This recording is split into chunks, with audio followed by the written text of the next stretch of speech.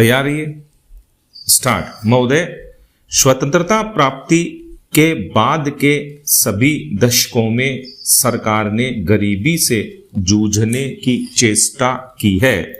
इस समस्या पर अब तक काबू न पा सकने का एक महत्वपूर्ण कारण यह है कि हम वृद्धि और प्रगति की उस दर को प्राप्त नहीं कर सके जो पर्याप्त ऊंची हो।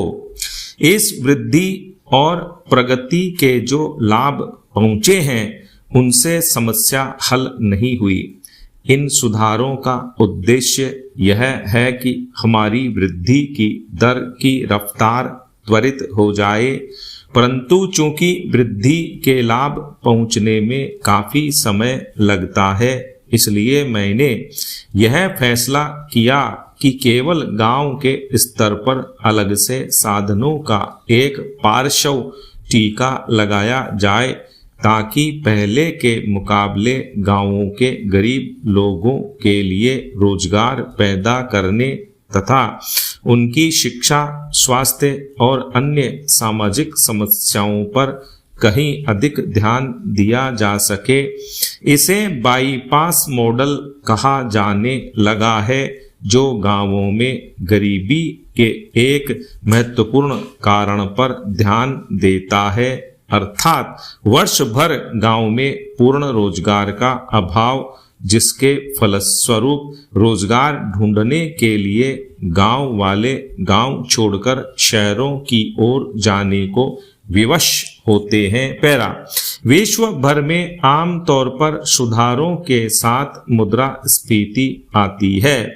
उसकी कठिनाइयों को पूरी तरह मिटाने की बात तो नहीं हो सकती, परंतु उन्हें कम करने के लिए मैंने नए सिरे से मजबूत बनाई गई सार्वजनिक वितरण प्रणाली को लागू किया है, जिसके अंतर्गत गरीब लोगों को अनाज विशेष रियायती दरों पर दिया जाएगा।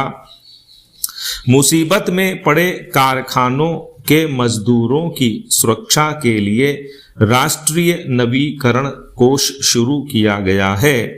मुद्रास्फीति को न्यूनतम करने का कोई भी प्रयास छोड़ा नहीं गया। मैं यह चर्चा आपको इस बात की जानकारी देने के लिए नहीं कर रहा कि हमने क्या किया है, बल्कि इस बात पर जोर देने के लिए कर रहा हूं कि हमने आंख मूंद कर ये सुधार नहीं किए, बल्कि इस बात पर अच्छी तरह विचार करने के बाद किए हैं कि क्या कठिनाइयां सामने आ सकती हैं, और इस दिशा में समझते बूझते हुए प्रयास किए हैं कि उन कठिनाइयों को किस तरह कम किया जा सकता है, ताकि इन सुधारों का लाभ समाज के सभी वर्गों तक पहुंच सके। पैरा, अंततः इन सुधारों की कसौटी यह होगी कि ये लाभ सभी तरफ पहुंचे हैं या नहीं। जब तक इन सुधारों का लाभ व्यापक रूप से न पहुंचे, मैंने जनता के उन वर्गों के हितों के लिए विशेष योजनाएं बनाई हैं जिन तक ये लाभ पहुंचने में समय लगता है। मेरे लिए वृद्धि की दर के आंकड़ों का कोई मतलब नहीं। मैंने तो शुरू से मानव हितों पर ध्यान दिया है और इसी दिशा में हमने अपने प्रयास आगे बढ़ाए हैं।